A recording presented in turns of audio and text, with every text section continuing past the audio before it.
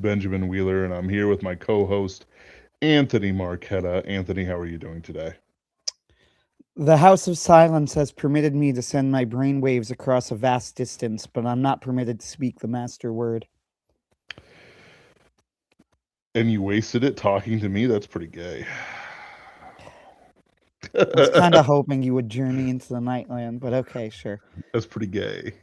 At least we're on stream. It's fine. I know, right?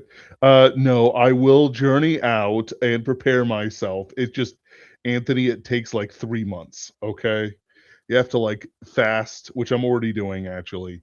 But then you You have to like, started. I started, and we've got 80, about 85 days to go. And Keep in then mind that my refusal to say the master word means I may simply be a creature of the Nightland sent to trick you. I'm a romantic, Anthony. Can you tell I've just been rereading the book? Yep. The Nightlands is pretty good, and quite frankly, the Nightlands does have a lot of parallels with our uh, um, topic of the night, which is Chainsaw Man. Yes. The big thing about that, the reason why we're bringing it up is because it ended just recently, uh, which is quite frankly, how do I want to put it? It's been divisive. It's been incredibly divisive for Yeah, an I ending. would say this is probably the most purely divisive ending I've ever seen. Like the Yep. most in my time reading. So like I think Stone Ocean when it came out was probably a lot like this, and for similar Hmm. reasons, by the It way. wasn't big on the internet in the same way. Well, yeah, the internet wasn't as the discussion wasn't as online at the time, but uh, Mm. with Chainsaw Man, it's the by purely divisive. I mean, like really, I haven't seen anyone who's just like, "Oh, I thought it was okay." You know, I've never really seen anyone be like, "No." They're either like, "No, that was great. I really liked it," or like, "That's one of the worst things I've ever seen in my life. I hate it." Hmm. Yeah. It's Mm, I liked it. When it came down to it, I liked it a lot. Uh it was very clear where this was going.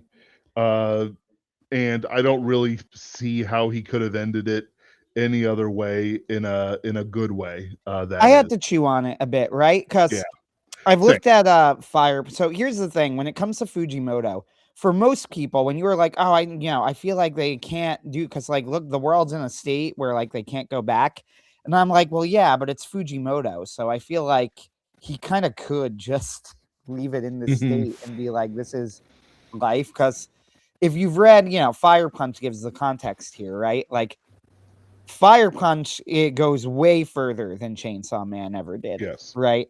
And it ends with like I don't even know. Like I eventually just got tired of reading it because it's frankly an exhausting read, Yeah. right?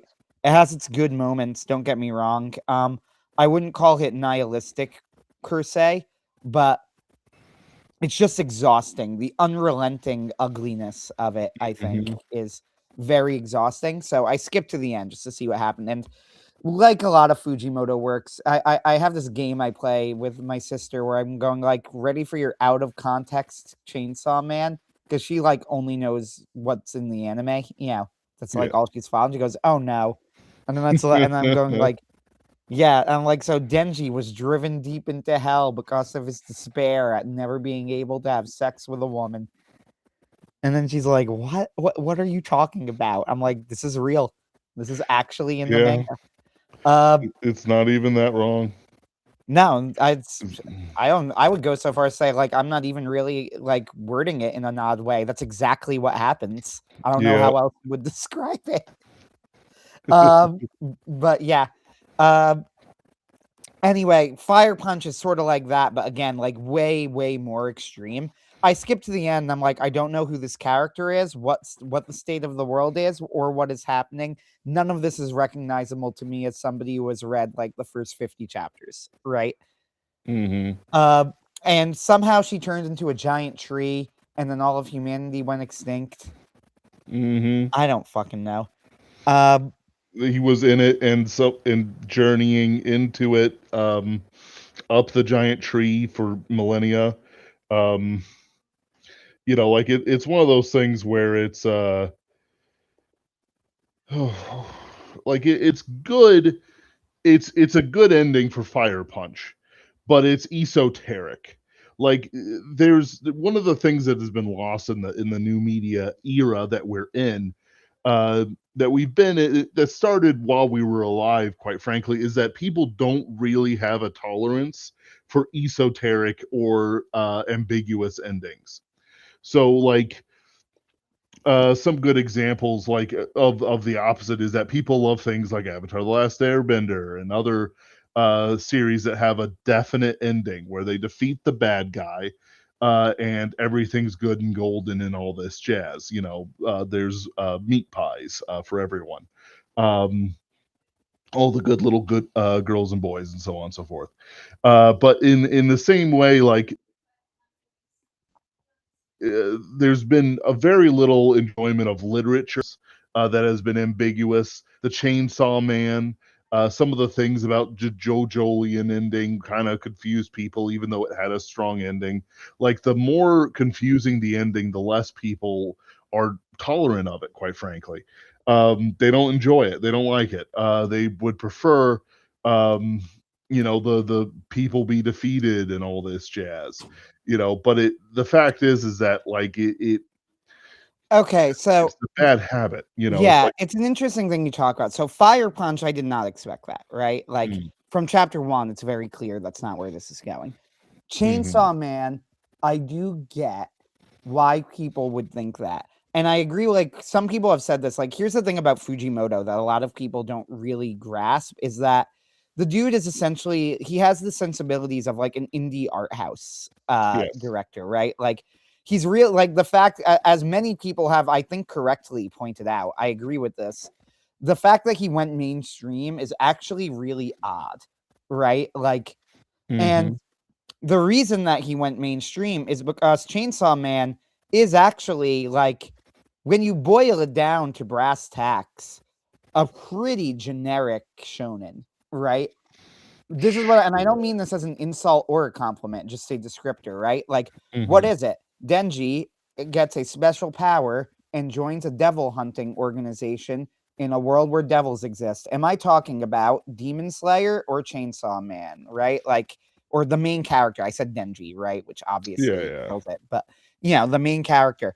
You could even go further. The main character teams up with a demon, which gives him an advantage over other devils and allows him to fight them, right? Within a Mhm. chain in a devil hunting organization. That is Yeah. literally the description of both Demon Slayer and Chainsaw Man. Uh the Not only that, the more vague thing of main character has to join an organization that fights monsters that are preying on humanity is the premise of just so many shonen.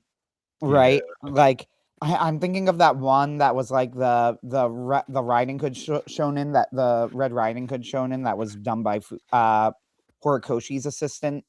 Uh, Yeah. the one that was like the plant monsters that Yeah. was actually pretty good, like strawberry something. Um, Oh, yeah. Yeah, that yeah. was actually pretty good, and then I just kind of stopped following it for a bit. But like, Same. um, the point is, this is Chainsaw Man itself, as a premise, as an idea, there is nothing original about it as an idea. And the other thing, too, is that it does kind of play out like just a really good shonen battle Mhm. manga, right? Like, and I've seen people say this, and I agree. Again, I agree with this take. It almost feels like Fujimoto is kind of proving to everyone that he could do it. And I'm not saying it's exactly the same as every other show. And if it was, it wouldn't be as popular as it was. I wouldn't like it as much as it was. What I'm saying is he is firmly working in that world, right? Yes. He's firmly working within those constraints in that genre. Yes, with his own Fujimoto twist, right? Like, yes, with his own sensibilities, but just like any artist has their own sensibilities. Nevertheless, it's still of that genre. So by the time it ends, I mean, it even ends with the villain has been defeated. Denji is Chainsaw Man, right? Yep. Like, and that's the end of part 1. Okay. So what you have just read is a pretty bog standard shonen, right? Like a good one, yes, a very very good one. I would say a masterpiece actually. But nevertheless, it's not breaking the mold in terms of concepts, right? That's Right. why part 2 I think was so weird to people because that's not what it is, and I think everybody, including myself, I'm not going to exempt myself from this, was kind of waiting for it to go in another direction, and it just kind of didn't. Like, Yeah. it just kind of kept getting worse and worse and worse. Like, yeah, there was no catharsis to it, but then there until the very end, and then all of a sudden there was, right? Like, Right. and people didn't like the suddenness of it. People didn't like that Denji is not the one who made the choice, which is correct. He was absolutely not. And that's of course the point. People didn't like how sidelined Asa was for the second half, which by the way, I'm not even a huge fan of. And yet, despite all of this, I cannot dislike Chainsaw Man Part 2. Um, I liked it quite a bit.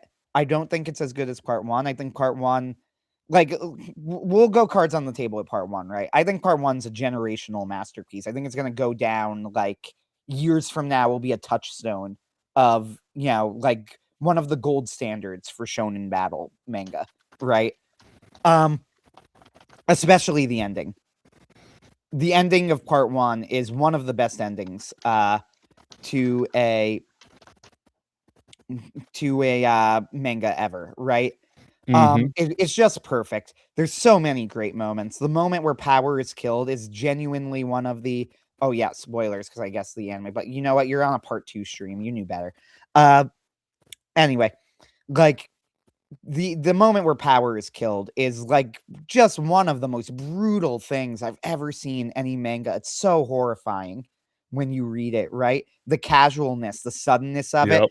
And the chapter where Power comes back and talks to Denji is just heartbreaking. It's beautiful when he meets her and he says, "Let me become Power again." Yeah, when you find the Blood Devil, meet her and make her Power again. Uh, just a beautiful chapter. The whole thing, it's great, right? Um, the Mm-hmm. ending is great. The concept that the reason that he's able to kill Makima is because Makima never truly saw Denji. She only saw Chainsaw Man.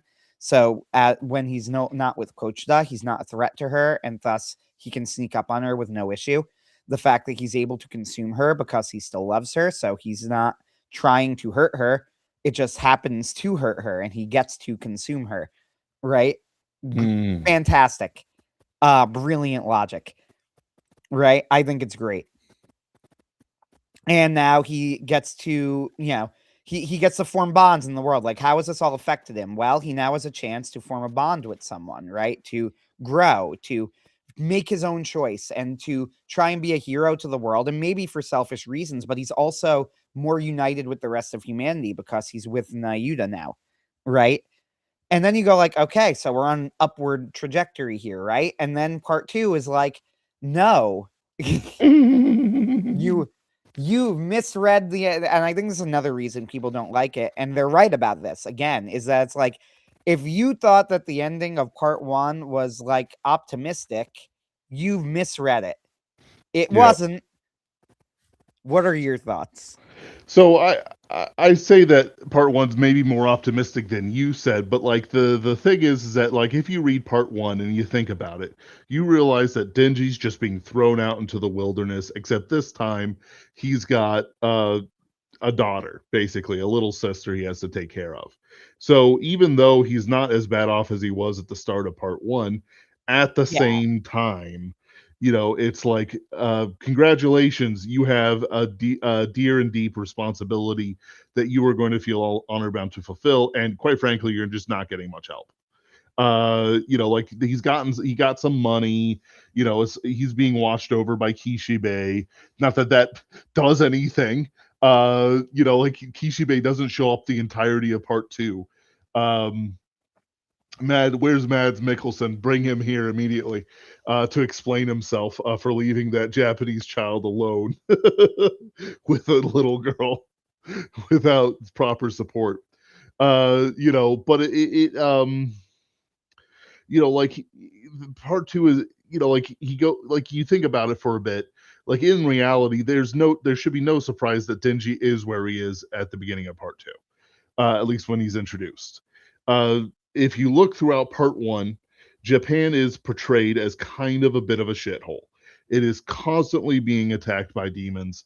It is constantly experiencing all Oh, I sorts of think trouble. you're underselling it. I think like Japan's portrayed as borderline apocalyptic. Yeah. Yep. Yeah, I'll accept that. And it gets more apocalyptic as the show goes on, Right. especially when part two comes around, because it's like now you're getting things like the cockroach devil like running around rampage, and it's basically a kaiju. There's meta commentary. Well, there's more devils because they fear more devils. Well, in reality, we all know why Japan is experiencing all these devil troubles. They didn't convert to Christianity. That's it. That's Yes. the whole thing. The I'm only half joking. Like they just don't have defenses because it's very clear that America and Europe and other places, who knows what's up with Africa. I simply believe Africa does not exist in the Chainsaw Man universe. And I'll explain it by saying that Fami is too underpowered if Africa was starving at this time. True. Yes. No, I said true. You're Yeah. correct. Okay. Yeah. So, but Japan, shithole. It's getting worse. It's clearly getting worse over the period of the Chainsaw Man Part One story. Half by the machinations of Makima, half by just the bad things happening around it that people have to do. Like it's like Reese, for example, blowing up a bunch of stuff is half and half the responsibility of Makima because she's after Chainsaw Man. But the Storm Demon, no. Like he was just up there to cause trouble and go after Denji. He wasn't really there. How do I want to put it? He was an out of complex problem outside of everyone else's plots. So it's clear that things are and then of course there's the Darkness Devil arc and all this other stuff. These things, The best arc of part the two. best arc of part one. You mean? Uh Dark. Oh no, I'm sorry. I'm thinking of Falling Devil. Falling Devil, yeah, that My is a pretty mistake. good arc. It is. Falling Devil is the best arc, and it's most like part one. There might be a reasoning to that. So as time goes on, like there's an expectation of Denji to be better, and he is, like he's not really better. He changes a little bit in the sense that he becomes somebody who is an active participant in his life rather than a victim of everyone around him who killed his father. Spoiler for part one. Um, I don't know why I tell people after I tell them things, but whatever. Maybe it's to encode the memory. But point is that like he has all this damage going up there, and even though he's very much a survivor, that's not the same as growing as a character. He's Asa watches him to be her first murder, and he's like selling like reconstituted cigarettes to bums. It's he's he's doing things, scrounging for things so that he can afford to pay for the good schooling for Nayuta and paying for all the dog kibble he has to have because he inherited all of Makima's dogs. Like it's he's bound by the chains of his past, and as he goes forward into it, he retreats into his Chainsaw Man persona, his superhero form, his superpower mode. Partially because he can like kind of let loose and have fun, but also because it gives him a clear sense of identity that's his, and not just the things that he has to kind of cope with. And even though he genuinely loves Nayuta and the dogs and everything like that, and comes to love Asa, that fundamentally isn't how he sees himself. He sees himself as Chainsaw Man. So whatever his responsibilities are, which quite again he was way too young for, or immature, or whatever, even though he was driven. Um, he when given the opportunity, he fights devils. He there's a people interviewing about Chainsaw Man, and he just eats it up. He talks to people about it, and he wants it more than anything else. Do you want to start talking about how the ending's set up, or do you want to have other things you want to talk about in the mid game? No, I honestly, there is a ton to talk. So, well, first off, I think we should talk about just listen to the song. Like, I Mm, joke about this being the key to it, but it kind of is. Like, so just listen to the song. For those who don't know, Fujimoto released a very short, mysterious one shot the day, like literally within days before part two's release, that was titled "Just Listen to the Song." Um, Almost nobody talks about it. I have seen it come up maybe a couple of times, right? Like in discussion, which is a shame because it contextualizes so much of part two. Um, and I mean this mm, unironically. It's very funny. I do unironically recommend it. It's about a guy who writes a song, right? And the song, right. and he writes it to try and impress his crush, and the song is kind of shit, right? But then it goes viral because people to make people first start making fun of it, and then they start noticing a bunch of details in the video that were clearly not intentional at all, but that they think are intentional, and they convince themselves it's actually a work of genius, right? Guys, there's a ghost in the background. You wouldn't know. Yeah. Right. So the kid is watching all of this, baffled at all of it, right? Going like, "What? What are you all talking about? It's just a song, right?" Right. So he decides that in response to it, he is going to create a follow-up song, and the follow-up song is called "Just Listen to the Song." And he plays it, and everybody listens to it and goes, "What the fuck was that?" Right? Like, and they just ignore it, and then he goes back to not being famous. And then it ends with him finally showing his crush, and like, "Oh, hey, aren't you the guy who did the song?" And he's like, "Yeah, that was me." And then she's like, "That song kind of sucked." And he just puts his head in his hands, and then it ends. Uh, Incredible, 10 of 10, perfect Right. ending. I laughed my ass off. Um, However, like, this is gonna sound strange, but it is so not a coincidence he released this just before Chainsaw Man Part 2. I don't think there could be a more obvious message than this. And I Yeah. don't think "don't overthink it" is the message so much as like, guys, I'm just a manga writer, right? Like, don't expect a masterpiece. Don't expect everything to have like some sort of secret super triple meaning. Don't expect Right. like, all of these, right? Like, it's just a story about a kid who turns into a big ass chainsaw monster, right? Right. Uh, and keeping that context in mind, I think that does change how we should think of the ending a little bit, right? There are things like people talk about, "Oh, this was never answered," when it actually was. For example, the Yep. prophecy of Nosferatu. That's a really good one. That was never resolved. What are you talking about? It was very clearly resolved. Right? Like, Yep. I'll tell you how it was resolved. The world ended. Yep. Like, really clearly, actually. Yep. They Every eliminated death, which means that the concept of death, which means that bugs had no check on their growth, meaning they overran humanity, reintroduced death, and humanity almost immediately went extinct. Yep. Like, that is what happened. Um, that's the prophecy of Nosferatu.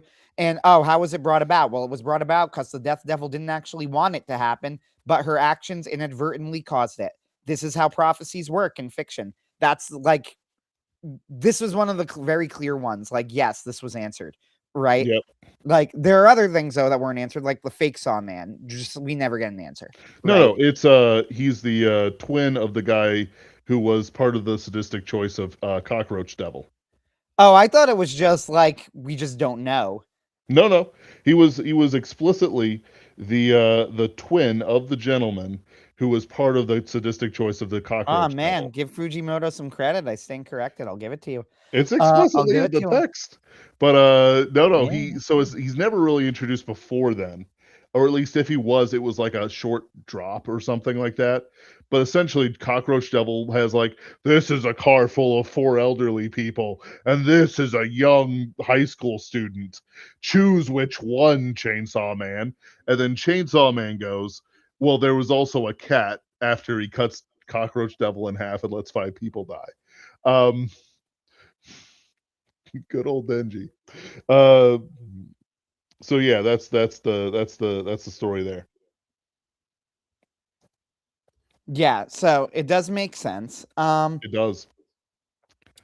But point it like a lot of things like that. Fujimoto doesn't. They're not the main point of the ending, right? But they are Yes. there, right? Like a lot of these things are there. They're just not the main point. But I think what made people like the final chapter. Let me pull it up. Actually, I have a. Sorry, I said Bleach. I meant to say Viz. Man, Bleach. Probably the first Bleach reference in 20 years. Uh, Dang. all right. Anyway, uh, I say that like I've read Bleach. I totally haven't, We and do not do. want to.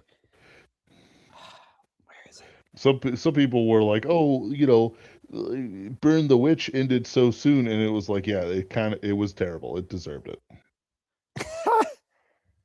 Amazing.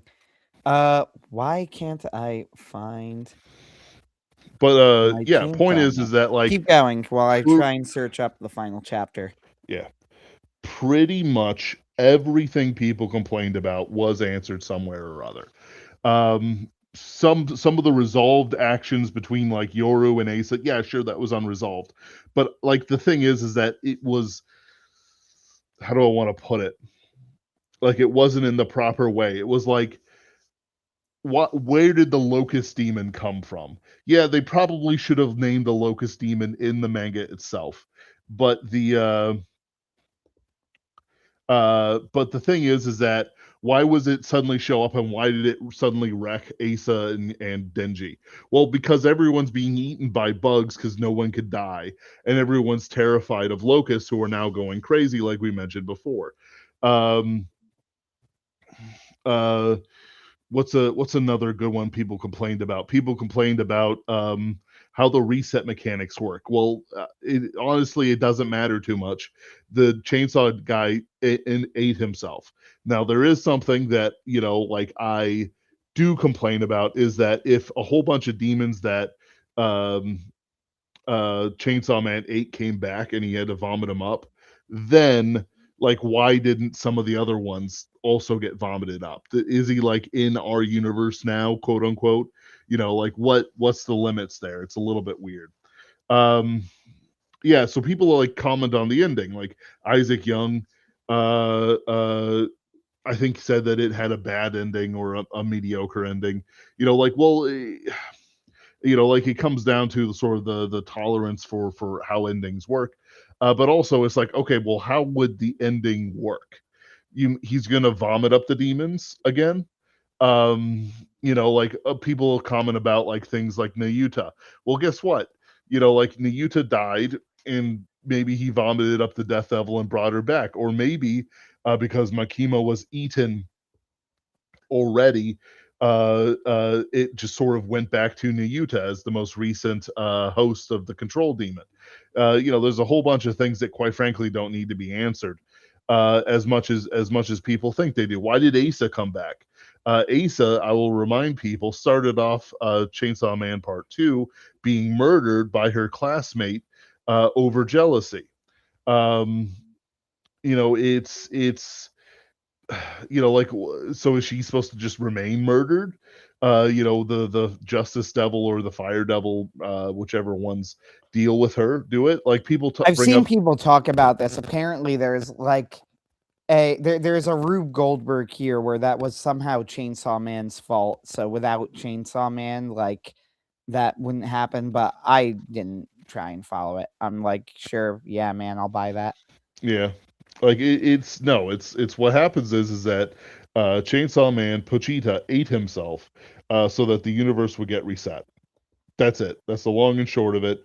To demand more out of it is to kind of like demand too much from Yeah. Chainsaw Man. So I want to go into like why I think the controversy arose and what I think of it because it doesn't have easy answers. I will say some of it, right? Mm, Like I'm looking at the second to last chapter, which I think is the really controversial one in my opinion. Kochida gives a speech to Denji. So they've been eaten by a devil, right? So they wake up hmm presumably in like a devil's stomach, I guess. It's unclear where this is, some in between Yeah. place, right? Um, and he says this. Our dream Kochida, who is, remember, by the way, the Chainsaw Devil, or probably not the Chainsaw Devil, as we learn later, but that's another story. Not the birth devil either, weirdly No, enough. not the birth devil. But anyway, our dream life together is over, but maybe that's a good thing. And Denji says, no way, that ain't good. And he goes, and then he says, I was so close again to have sex and kisses. I could have had unlimited kisses. And Pochita says, it's good that you didn't get to do that, Denji. Are you serious?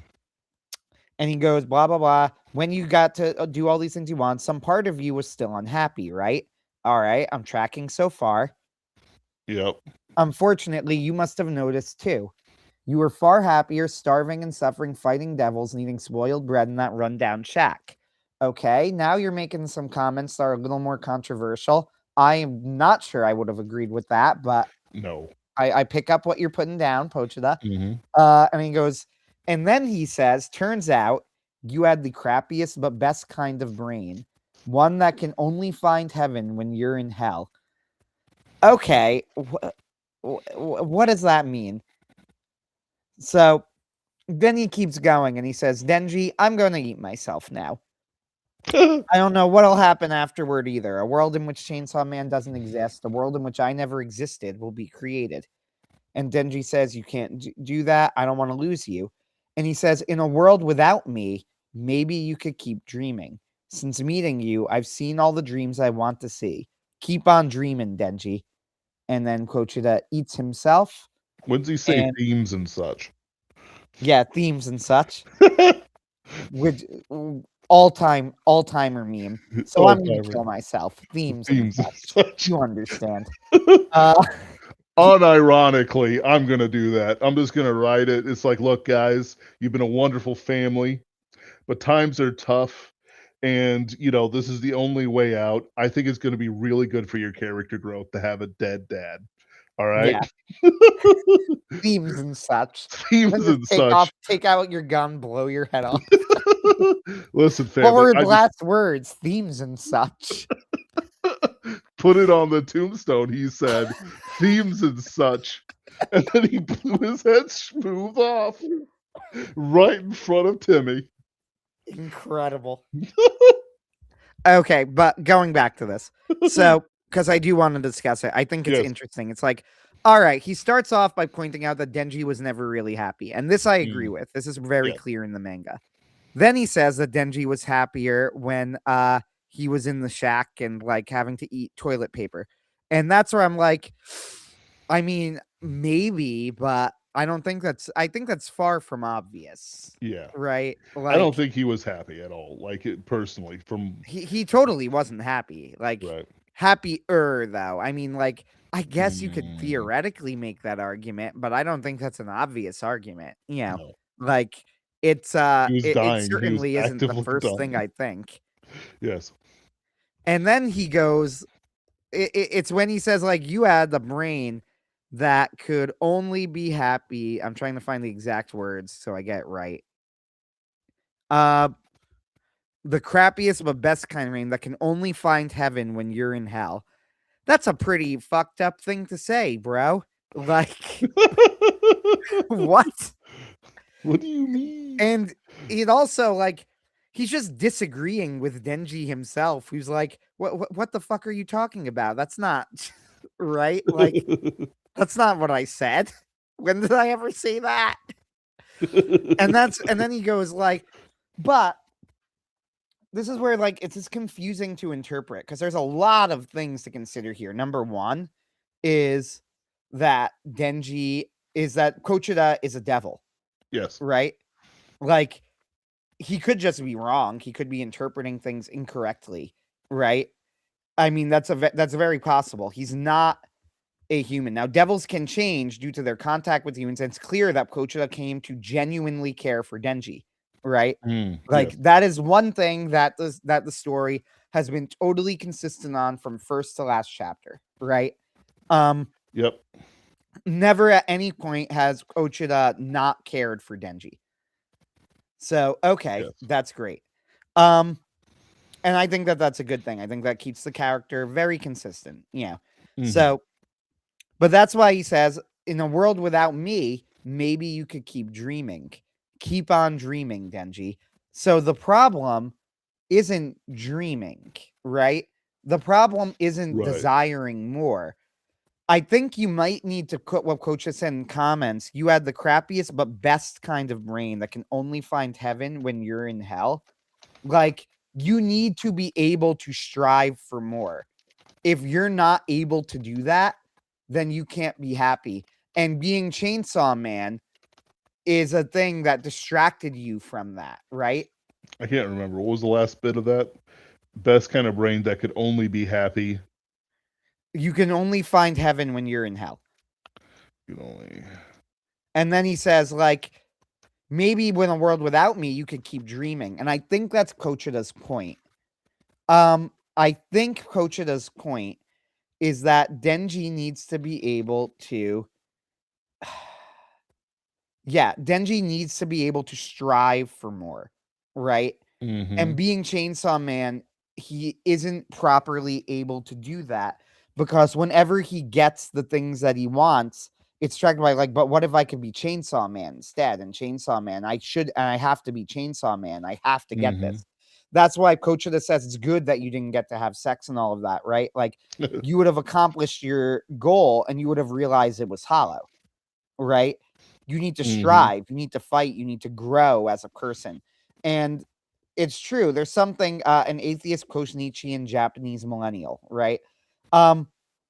There's something Nietzschean about it, but I don't know if that's entirely it. It's very confusing and mysterious, is I guess what I want to say. I'm not sure what to think of it, and I don't know if I agree with it. But I also don't know if I disagree, and I give Fujimoto credit for at least making me think. I mean, that's true. You know, people are thinking about it. What are your thoughts on this? So, first off, I've already set aside a trust for little Timmy's psychology bills. He's gonna become Batman. Exactly. That's Listen, the goal kid, here. you Themes have to and stuff. understand themes and such. You want to be Batman? Yeah, Dad, I want to be Batman. Click. Themes and such, kid. But the sorry, this is just too funny to me. But no, like it's I don't agree with it either for several reasons. Assuming Pochita has his uh best mindset and heart, best life and heart, right? Like he wants Dingy's best. I don't know I agree with him saying that Dingy was happiest sharing bread with him, you know, sharing a crust of bread, dreaming of jam, dying of heart disease while being parted out by the Yakuza in a shack in the woods. I don't really agree with that. I don't see how he could. Like happiness and misery isn't really happiness. Um I think Denji was decently happy in certain parts of part 2 when he was hanging out with like Nayuta and Asa and stuff like that. You know, when he was Chainsaw Man. And I do see a certain point where basically Denji, like I said earlier, was really enjoying being Chainsaw Man. Maybe, in a way, he was leaning on Chainsaw Man way too much. Maybe his crutch wasn't really his happiness as Denji, but rather his happiness play acting as Chainsaw Man. The hero of hell and stuff like that, getting the fame and adoration and whatever else he got out of um being Chainsaw Man. Like that he had to have more than just some sort of what's the word I want? Like he didn't just get like a whole bunch of, like he didn't get money out of it. He didn't do it for money. He did need money and stuff like that for it. Uh sorry, I'm not saying my words right. Um Pochita saw that Denji could not become his own happy person if Denji was still becoming Chainsaw Man. Instead, Denji was becoming a happy person based on Chainsaw Man rather than himself. So it became a sort of crutch for Denji to live rather than as something unique and independent that was Pochita's desires for Denji. So when he says, when Denji talks about kisses, unlimited kisses, and stuff like that, one, people like think it's Asa. It's not Asa, it's Yoru. The BPD chick, the hot as all get out BPD chick, who will kiss him while ripping his guts out. So first off, let's put that out there. Like the relationship with Yoru was not healthy. I do not believe Asa consented to sex. Uh, Not that I think it matters as much as people think, but like it's frankly, if there's two souls in the body, they still share the body, if you get me.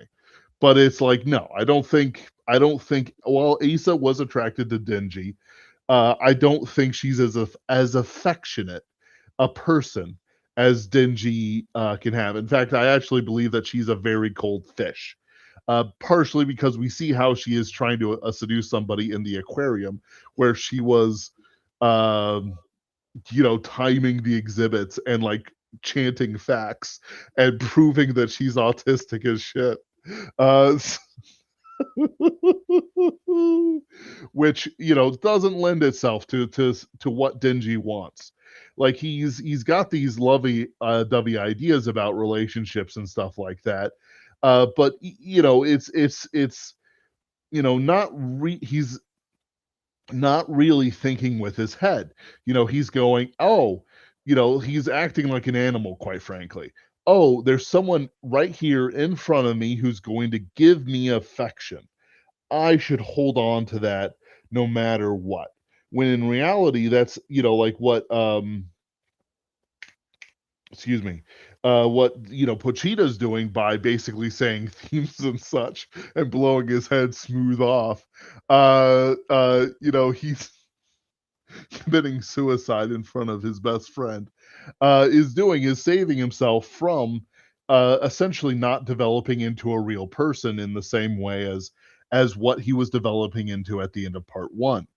Kishibe, probably did what was best for like Nayuta and stuff like that, and gave Denji a bit of purpose that wasn't Chainsaw Man. But in reality, Denji kind of got halted and had to revert back into his animalistic, I have to scrounge to survive.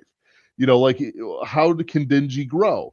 If he's not scrounging around to survive, he's just being Chainsaw Man, like a dude playing video games all the time. Don't look at the screen. Uh, so it, it becomes something that's very, like, how do I want to put this? Like, where can his friend grow? Can his friend grow in being the same person he was the second he got out of the sort of the Yakuza debt trap that he was in by killing all the Yakuza as Chainsaw Man. Could he grow lapping up what fame that really was Chainsaw Man's and not his?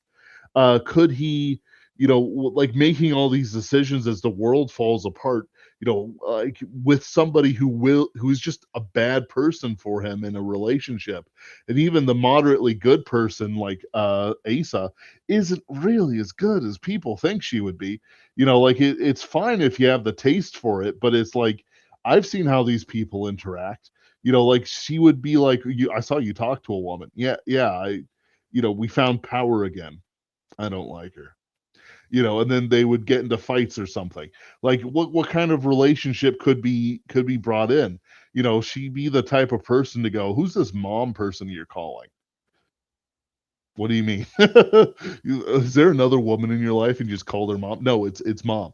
Like you have to look at the character flaws of the people. Like Asa was just not much of a good person.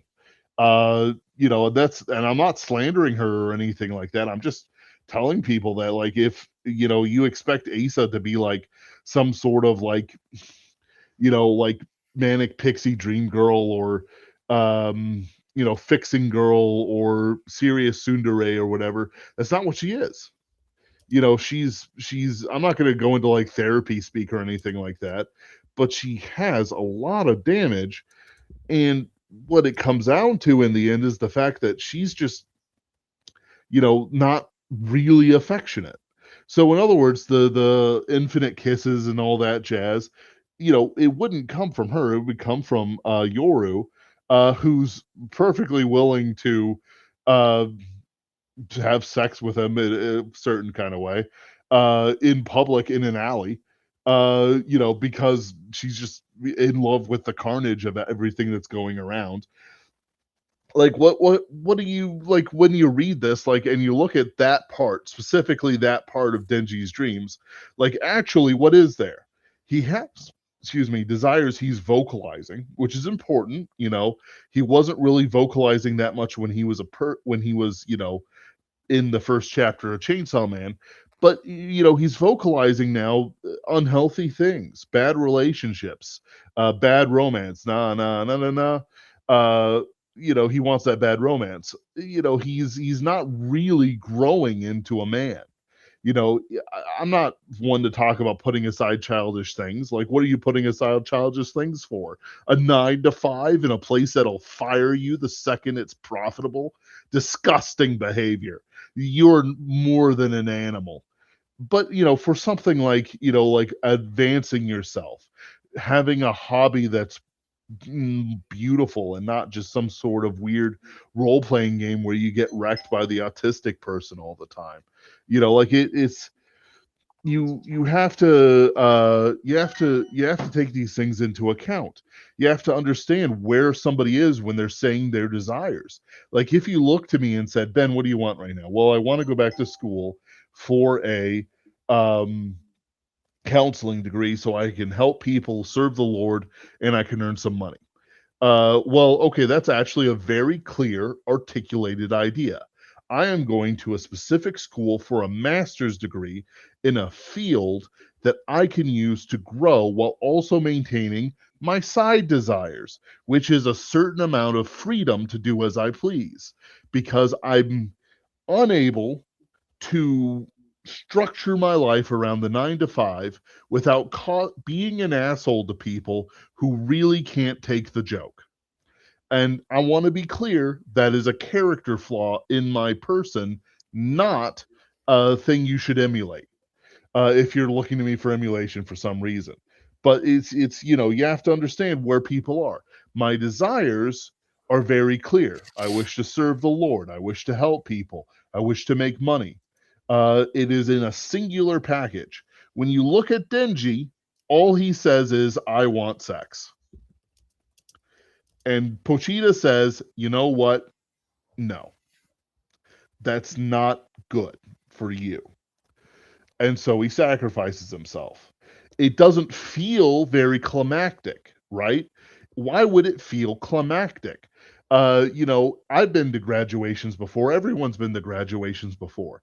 My college graduation was entirely anticlimactic. I just got the degree and left because I didn't want to walk, because I walked for my another degree, and I was the salutatorian, so I gave a speech at my high school, which was the one everyone wanted because everyone else was just some random person who came in the last year and didn't have any friends. Sorry, sister. Uh, uh, Incredible. incredible. She deserved valedictorian. She worked really hard and graduated high school in 3 years and went to medical stuff. But it's no one was really rooting for her valedictorian speech. Like, what was her desires there? She gave the valedictorian speech not because she desired it, but because that's just what she was going to do at the time.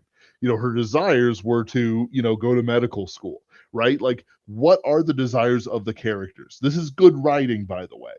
If we look at characters like, um, let me see what's a good one. So, like the guys from the Moat in God's Eye, all of them have their own personalities and desires that are succinctly delivered within 3 chapters to 5 chapters. I can't remember how many of character action, which are Jerry Pournelle and Larry Niven really wrote their hearts out for the first section of Moat in God's Eye. By the way, the whole book is good. If you look at something like, and they have their desires, and then they go to see the aliens, and Horace Burry has his thing going, and the scientists have things going, the love interest has her things going, and the Scotsman is a Scotsman. He's a full-bodied reference, or was the reference for Scotty in Star Trek. Like they all have their own things. If you look at something like the Nightlands, the original Nightlands, to be clear, it's very clear that the character first desires to be a Monstruakan and is an initiate because of his excellent night hearing, which gives him a special power to hear what is going on in the night.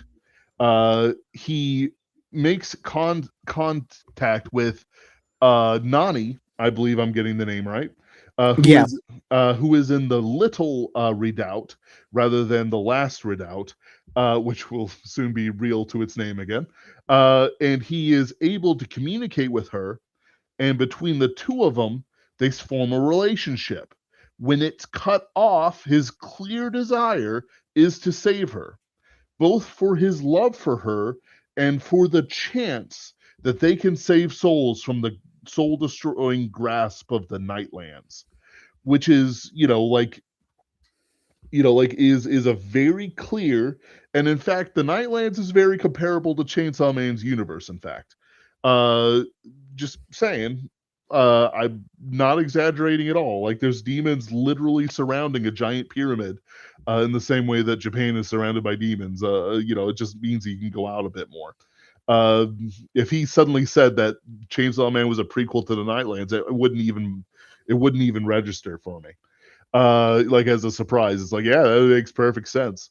He goes out and he adventures, right? He doesn't change his motivation the entire story. He finds Nani for love's sake, brings her back, and of course the whole book is about love and all this jazz, and love's reviving qualities, and so much more. If you look at Awaken the Nightland, it's the same thing.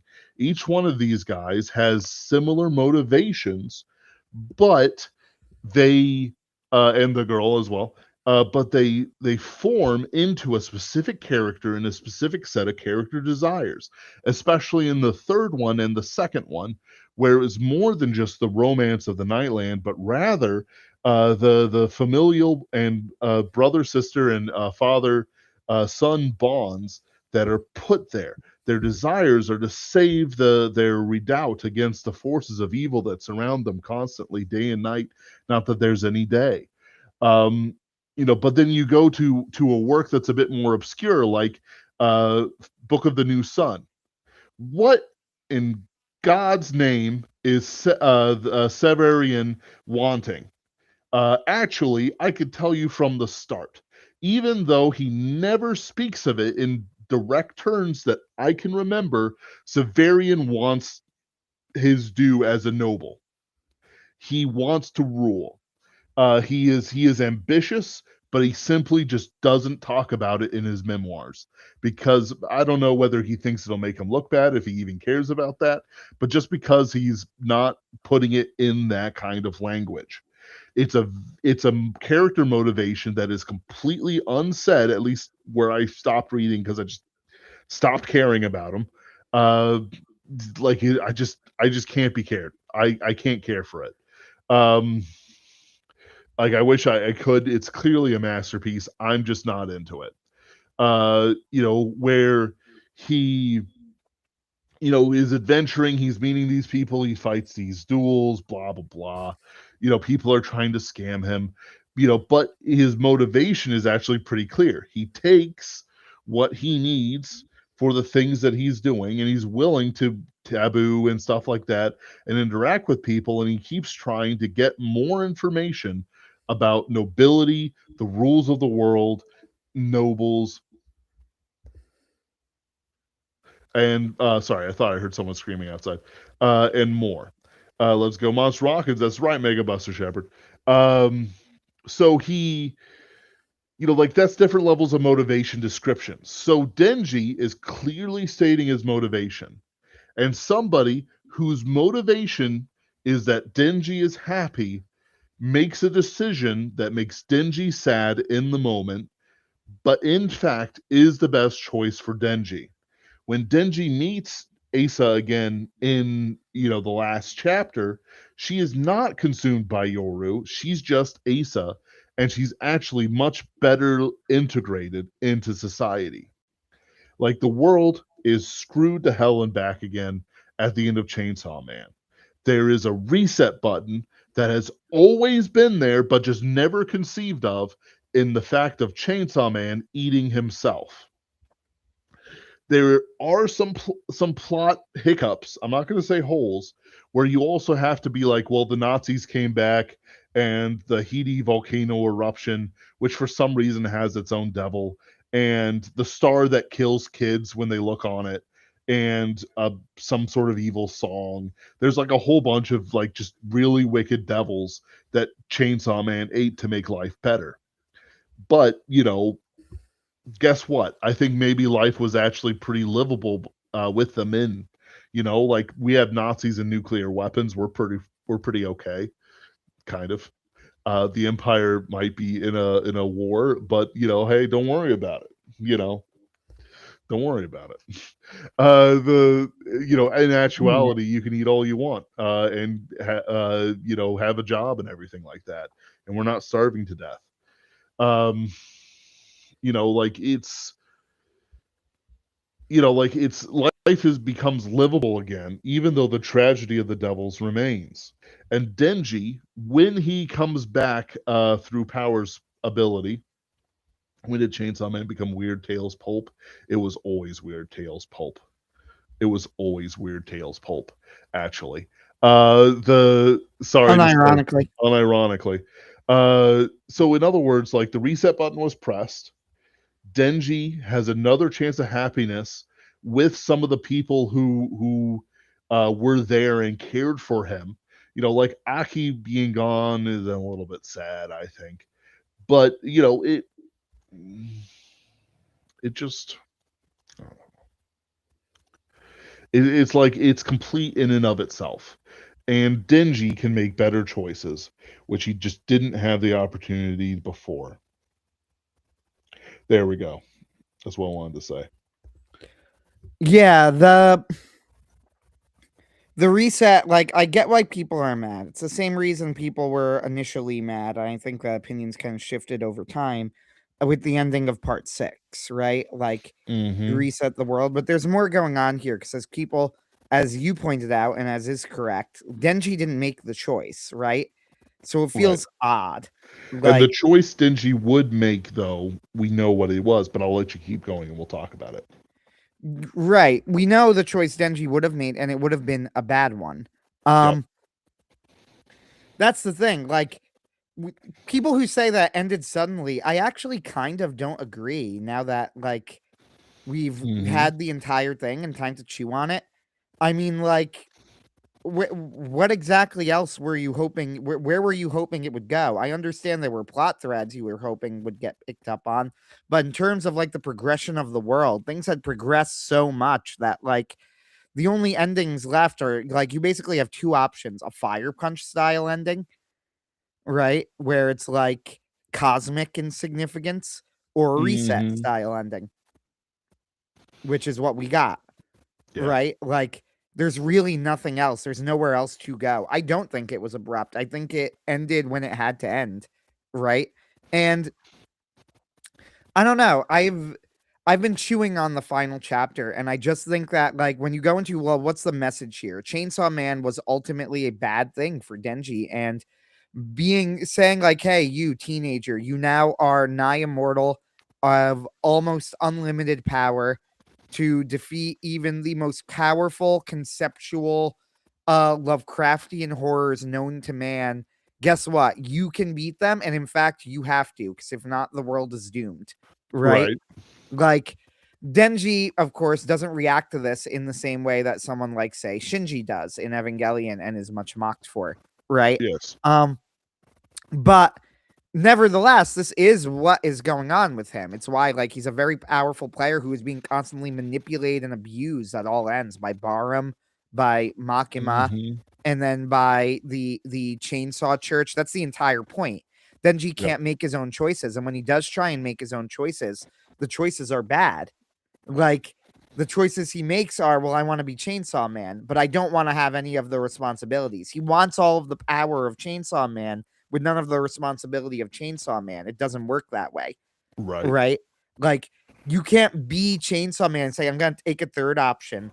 And the third option you're taking is one that allows you to have all of the power of Chainsaw Man and none of the responsibilities of being Chainsaw Man, right? Yep. And it's Pochita that sees this, and it's Pochita who says, let's pause here. You're trying to have it all and you can't, and you keep trying to have it all, right? Like, Yep. and it keeps spectacularly backfiring. So I am just going to remove myself, right? You Yep. no longer have this option. Themes and such click. Yeah. Sorry. Themes and such. But really, like, you don't have this option anymore, right? So that's kind of what he's saying. And then you go, okay, that's great. Denji, now the option of being Chainsaw Man has been removed, right? What choices will Denji make when he gets a second chance, when he's not the most powerful human in existence, who is almost immortal, who is being fought after by all of these people? He could just be a guy, right? Yeah. Like, without that temptation, what are the choices he makes? And the choices he makes are like, he helps Asa, right? Straightforwardly. Mhm. And people, like, I think people misread this. No, it doesn't mean that, like, oh, Denji's really like a great person deep down. What it means is that, like, if Denji doesn't have these extra things around him, these temptations, he's not evil, right? Like, he's a normal Right. guy. He's not going to manipulate people, right? Like, that's not where his mind will naturally go. You know, he sees someone tripping, he drops the chainsaw, he helps her, right? Like, Yep. and then he moves on. Because that's the interaction. Does that mean that, like, oh yeah, we should absolve Denji of all of his sins? It's like, well, that's a weird concept, isn't it? Because we're talking about the world of Chainsaw Man, where you are talking about temptations and realities that are things we cannot possibly fathom, right? Like, what would you do in this situation? You'd think you have an answer, but you don't, right? Like, Right. of course you don't. You have no idea what it would really be like to live in this world. You have no idea how these sorts of pressures and things are going to change the way you do stuff. Denji was never evil, and that was Right. always clear. That was actually kind of the tragedy of it, right? Like, is that deep down, he did have a good heart, right? Like, he wasn't a terrible person. He didn't want to be he didn't want to be like this. Like, he didn't want to be evil. He didn't want to hurt people, but he's being put through this ringer of unbelievable pressure, of ridiculous trauma, right? Like, yeah, the way Mhm. he's reacting, he's not making the correct choices. Like, that's the point, though, but he's not a monster. And this Right. is why, by the way, you mentioned this earlier, and I do want to bring it up. All of the talk about sex and sexual assault in Chainsaw Man, I think, is a very modern thing that's kind of baffling, where you go like, oh, Denji should have known that Asa didn't consent. It's like, I don't know, maybe, man. But Denji also ate people at one point. Like, Right. He you ate know, Makima. He just put her he in ate the Makima. He ate people in the old age forest, right?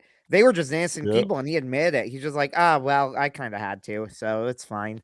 Yep. Like, literally, they even bring it up to him. They're like, dude, what the fuck are you doing? These are alive. And he's like, oh, well, I don't really have a choice, so I'm sure they'll forgive me. It's fine. As they're Right. screaming while he eats them alive. Where you go like, yeah, okay. That's the thing where we go like, Yoru, like, did she sexually assault Denji? And I'm like, this is such a ridiculous discussion. She used a state as a weapon. I mean, it's like, look, I might have been able to forgive her for that, but She hit that him time with the she gave whole a thing of teenager a Michigan. happy ending. Right. Like, that really put her over the line for me. I can't support a rapist. It's like, brother, this is the war devil. Her goal is constant war. Like, what was gonna change? This was gonna change your mind about her? Like, she was always evil. Like, uh, now I think she's a great character. I think she actually got one of the better send-offs in the series. Yep. Uh, but like, really, it's so bizarre to talk about. And This, by the way, you'll hear this from real rape victims. They get very like I've seen people who were like, you know, rescued from prostitution rings who talk about this and have been and are like very frustrated by it. It's like everyone asks me, it's like, oh, were you raped? It's like I was beaten every day, right? Like they starved me of food. Yes, he also forced me to have sex with people. That was so far from the worst thing. Like, you know, but this is what everybody wants to hear, right? Right. Like, and I think it's the kind of the same thing in Chainsaw Man, right? Where you go like, oh, did Denji really, should he have known? If it's like at this point, this is just another in the list of things that are morally dubious that are going on in the world of Chainsaw Man, and frankly does not make the top 50. Right. Honestly, it probably doesn't make the top 1,000 at this point. You know, I mean, like Asa's mother just straight up murdered her father. right? Like, Like, and then we're going like, oh, but did Deji? And then it's the same thing with like Denji, and you're like, oh, did Denji technically consent? It's really like a type of sexual assault or whatever.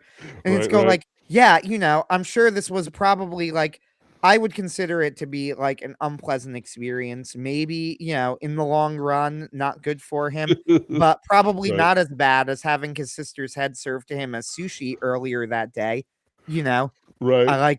I don't really think that this is the thing that Denji himself would be focusing on in the moment, right? If you were to Right. ask him, what's the worst thing that happened to you today? I don't think he would say that time Yoru gave me a happy ending. Like, it's just so bizarre, the focus on it. And it's not bizarre. It's because people are prurient. They are, right, sex obsessed. Right, right. Um, And however, I do think that this is partially Fujimoto's point, and I think he does a very good job at making it without being, shall we say, exploitative, right? Because that's the thing. In both Fire Punch and Chainsaw Man, there is no sex. Mm-hmm. There isn't even nudity. Uh like for all of the stuff, like people, it's so funny. You see, we call like Fuji, you know, Chainsaw Man's a gooner manga. I would argue it's an anti-gooner manga. Like this, and this sounds like I'm joking, but I'm being completely unironic here. Like there is no sex in Chainsaw Man. Yep. There is no nudity in Chainsaw Man. There's some near nudity. That's true. He has like some cheesecake shots, right? Yeah, yeah. Like, Like but he frankly, yeah. not as bad as My Hero Academia. Oh, absolutely. In fact, I would say My Hero Academia has far, far more of them and cares a lot less about them and has much less of a point to make with them.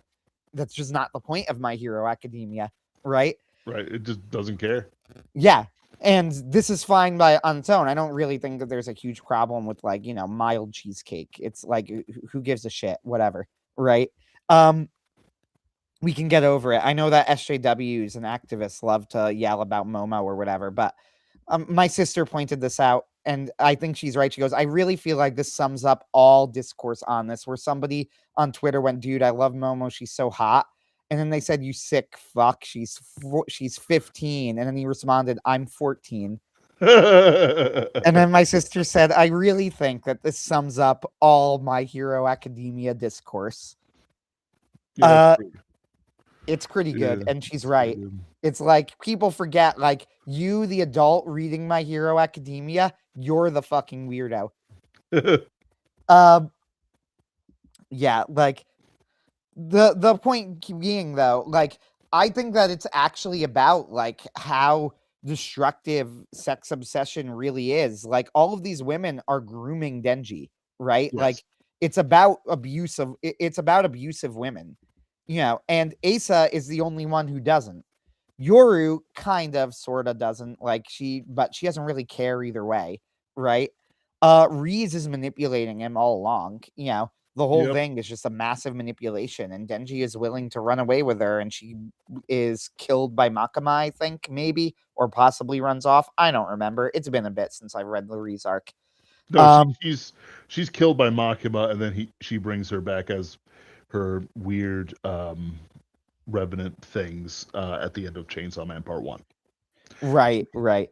It's a So little weird because she never fights like she did before. I don't know. It's strange. yeah, Reese fans getting it worst at the ending, by the way. Absolutely no Reese. Reese She's just reference. there watching.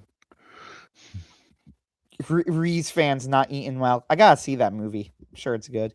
So, Like everybody says it's great. I'm sure it is because the Reese arc is one of the best parts of Chainsaw Man Part 1. Yeah, but like so the whole thing is a commentary on abuse and how Denji is just this horribly abused and tragic figure. And I feel like this idea of trying to figure out, is Denji like, is every individual thing he does like the morally correct thing to do, is kind of missing the point of the character, right? Like, no, actually, definitely not.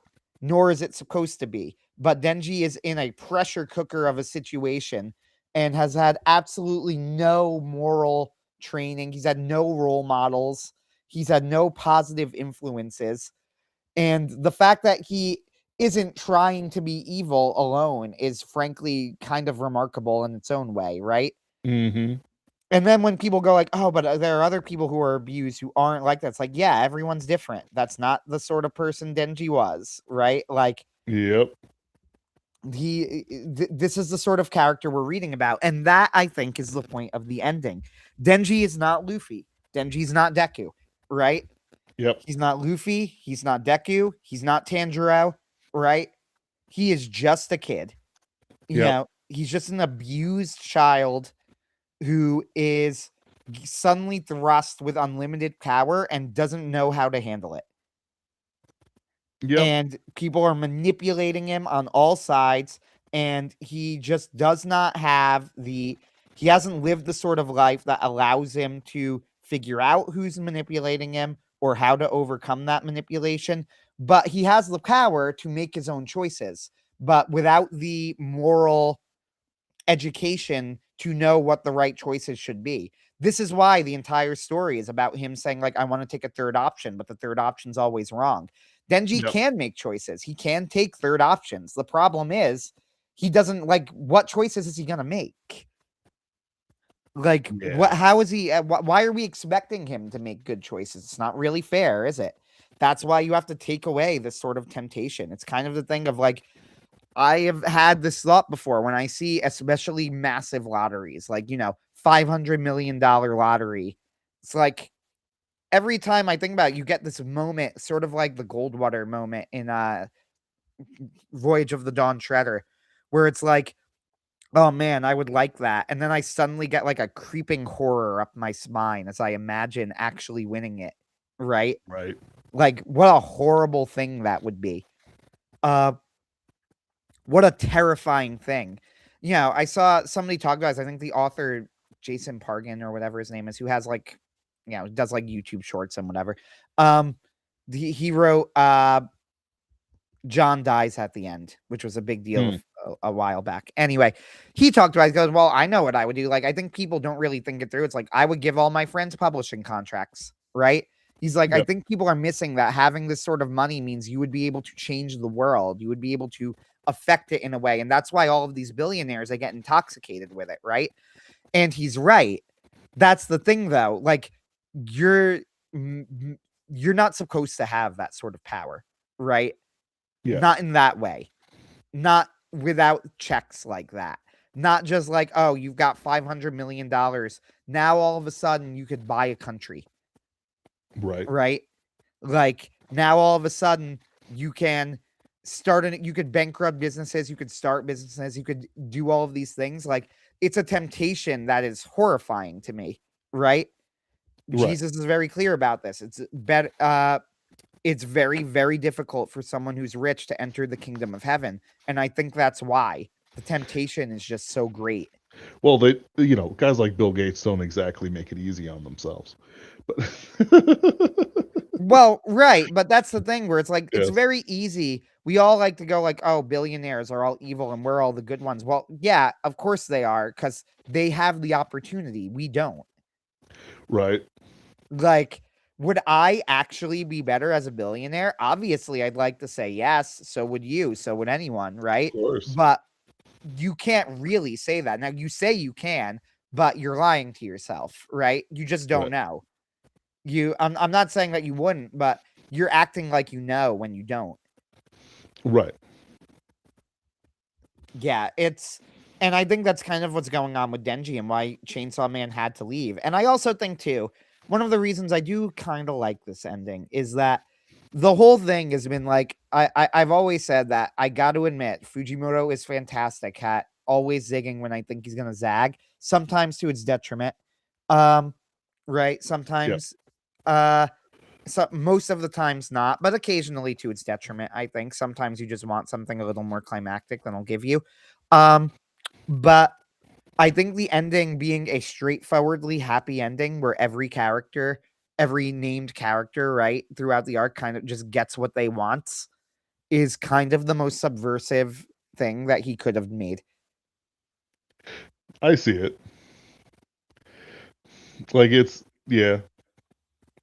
Like what are people expecting? Actually, they were kind of expecting Dingy to be alone and bad things are happening and like oh, the world's ending, which it did, but then they expected like the world to be revived, except they expected it not to be revived by um the sacrifice of Pochita, but rather by some sort of like dingy sacrifice.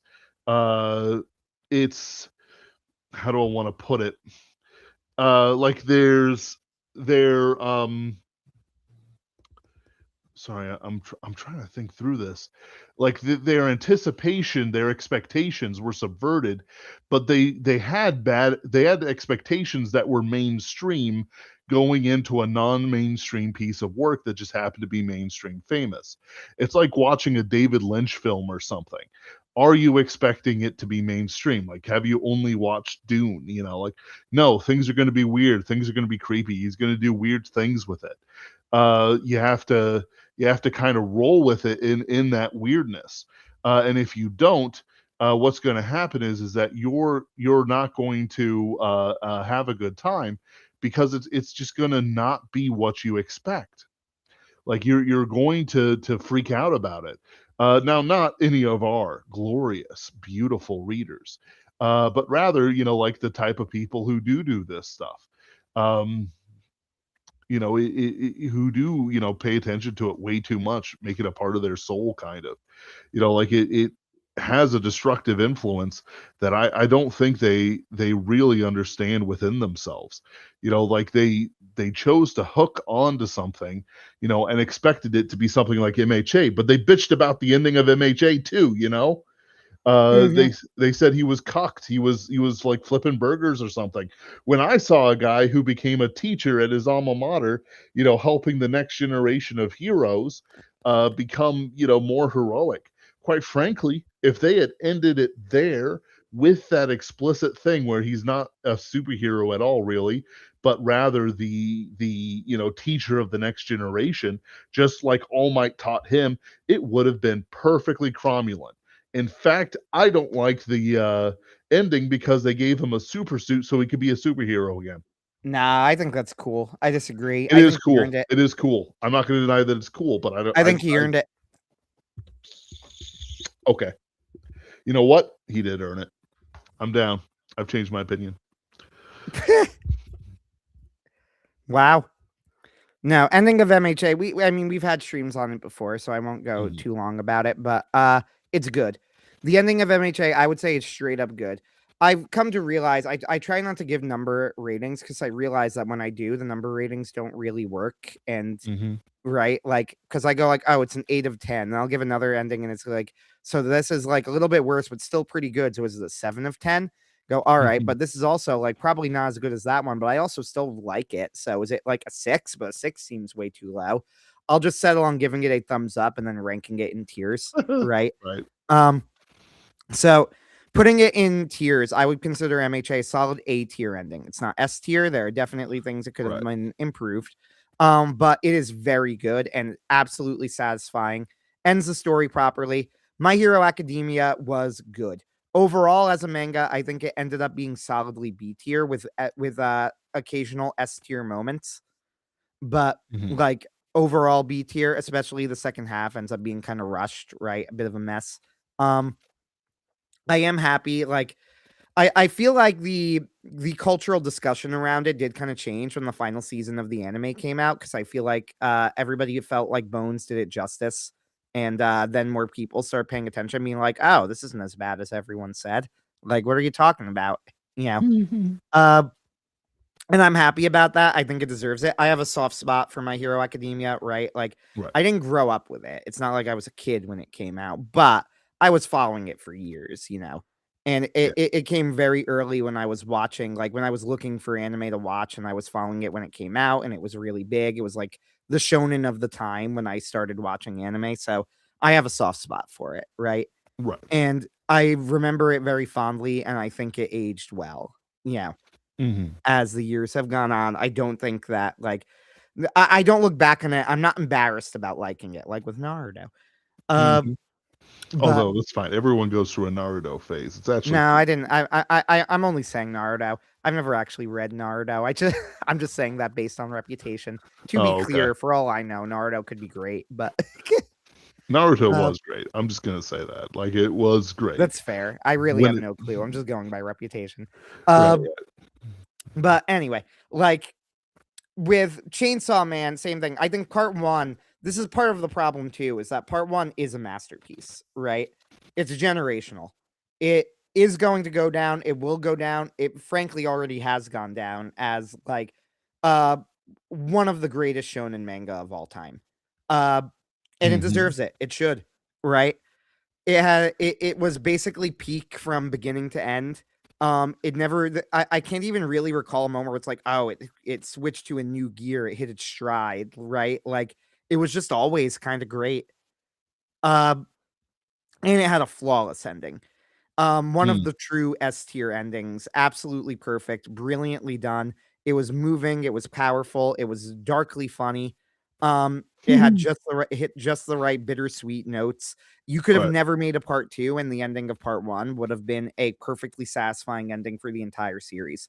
It's one of the reasons too that like I wasn't as mad about part two even before, like when people were mad about it. I'm like, you know what? Even if it is bad, I feel like it's almost like part two almost felt like a bonus, right? Yes.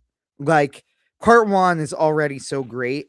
I don't care what he does in part two. It's like he could literally write an ending. It's like, hey, remember the ending of part one? Straight up, everything you thought happened was an illusion, and it's all garbage. And I just wouldn't care. I would just be like, yeah, well, yeah, I'm just gonna read part one and assume it ended there and ignore part two, if that's what happened. That Right. isn't what happened. Um, right? Like, there's a lot of things where people will say that too when you get into like objections to the ending. Oh, nothing that they did mattered at all. That's clearly not the case. It's Right. very obviously mattered. It just didn't matter on a conscious level. Like, clearly, relationships changed and were affected by the decisions that they made. They just don't remember that that's why they've been affected that way. Right? Like, you get it from the way that they interact with each other. Yeah, Mhm. especially in that scene with Asa and Denji. A lot of people have been making fun of him where she goes, "Well, yeah, you're Chainsaw Man because you were carrying a chainsaw." And he goes, "Oh, yeah." And I've seen people go like, "Oh, it's such a bad piece of dialogue." And I'm like, seriously though, like I know that we're supposed to like kind of say that because it's very on the nose, but why? Why is it bad? Like, I don't really get what's bad about it. Not because, like, yes, it is on the nose, but that's a perfect, like, it's not like it was an unnatural way of speaking. That's exactly what I would expect you to say. Like, you know, thanks, Chainsaw Man, meaning that's how I would speak, right? Guy who saved me Right. holding a chainsaw, right? Remember, guys, Asa is autistic. She is going to choose at every possible decision the most awkward thing she can do. Yes. Also, by the way, while we're talking about part two, I thought Asa was a fantastic character. She was. Uh, she was absolutely brilliant. I do think that one of the criticisms that holds some water is that she ended up getting wasted a bit near the end, but I think she came to a satisfying conclusion. I'm happy with the way that she ended it. Yeah. Basically, the moment where she had made the choice to try and move in a positive direction, um, Yeah. they've now given her that opportunity to actually do it, Yes. right? So, and I think that that's a very satisfying spot for her to end. Yes. Uh, I like empathize with that character so hard too. In the Falling Devil arc, they have that moment that everybody talks about, and they're absolutely right, where she's like talking with Yoru and she goes, "Solitude and companionship. I'm afraid of both." Yep. And I'm like, damn, that's That's it's a such a little too good line. close to home. That's such a good line. It's such a good line. And I'm like, had to pause for a moment and be like, that was a little bit too close to home. I'm empathizing too hard with this character. Uh she's just such a great character because one of the reasons she's such a great character is she's so different than other types of female characters that you see in these sorts of stories without it feeling like Fujimoto was being different for the sake of it. You know what I mean? Yes. Like there was there's a difficult balance here where you want to be like, oh, I don't want to do the typical sorts of characters, but then it's very obvious that you're not doing the typical sorts of characters, And they always and then it feel just so becomes a weird. bit. Yep. And but Asa didn't feel that way. She felt different from the typical sorts of characters you see, but very well defined, not as a bit. The starfish scene in the aquarium is peak. Absolutely amazing. Honestly, Denji and Asa and Yoru's interactions in that whole section, the absolute funniest moment of the entire story comes from that section when Yoru says, "I'm gonna make you a weapon." Denji, spinal cord sword. And then he's just standing there and goes, Denji, spinal cord sword. And then he's just staring at him and he grabs her and goes, Asa, spinal cord sword. That's a fun way to say goodbye. Anyway, see you later. And I'm just like, it's so good. It's so good. It's incredible. But Um, it's like it's like you take in the characters, you take in their motivations, you actually think about the media you're consuming rather than just consuming it, rather than just treating it as a slop trough to fill up on. You know, you actually start seeing the shades of the characters. Like there are times in MHA where I just don't think any of the characters are characters except for like Toga and Deku and almost said Denji and like Bakugo kind of like it's I'll push back a little. I actually always have said, and I've been I've been pushing this for a while. I actually mhm. think that the strongest aspect of My Hero Academia is Horikoshi's character writing. I think he's very good at writing compelling characters. Mm. But like the point is that like there are points where these characters compel me, but frankly, it wasn't all the time. And it wasn't, how do I want to put it? Like there were times when characters lose something to them based on how they acted. Like Toga kind of kept to herself the entire time, but like what was the Iravity and Momo and the Invisible Girl, like they kind of just fell into the background. And sure, that was the needs of the story, but at the same time, it's like, okay, so what was the Crow guy's deal? Well, and then you list out a series of actions he took. Okay, no. Okay, not the actions, right? How about the guy who gets hopped up on sugar? Which one? The one with the gag lips. Oh, when did he ever show up and do something important? What about the guy with the tail? He's angry about racism against uh, uh, special humans who, look different. Is he? Not really, but kind of a little bit. He talks about it with Spinner, who has more character than three quarters of the class. Like it's by design though. So it's like yeah, sure, but like the problem is that he has a cast of snowflakes and you can't tell what their designs are, but you know they're a snowflake. And it's a little bit different from what I'm describing with how people need to be treating like the characters of Chainsaw Man. Like people like were like, what in the world is up with Fumiko Mifune? Uh, Turns out she's the avatar of the STD demon, and anyone she has sex with becomes Fumiko Mifume. And she then experiences every single one of her versions being devoured by the pests of the earth, except they can't die. People who complain about characterization, yeah, I don't think it applies here. Though it was very funny when she was a part of the Michigan event. We'll call it. uh, Yes. Yeah, I mean, so like I guess that's an interesting thing where you go like which is better, My Hero Academia or Chainsaw Man? The answer is Chainsaw Man was better than My Hero Academia in part 1, and My Hero Academia was better than Chainsaw Man part 2.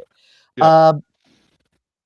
With that said, even that's a little bit unfair because it's like My Hero Academia definitely lost some juice as it went on as well. So like, is the ending bit of My Hero Academia better than Chainsaw Man part 2? I mean, maybe, arguably.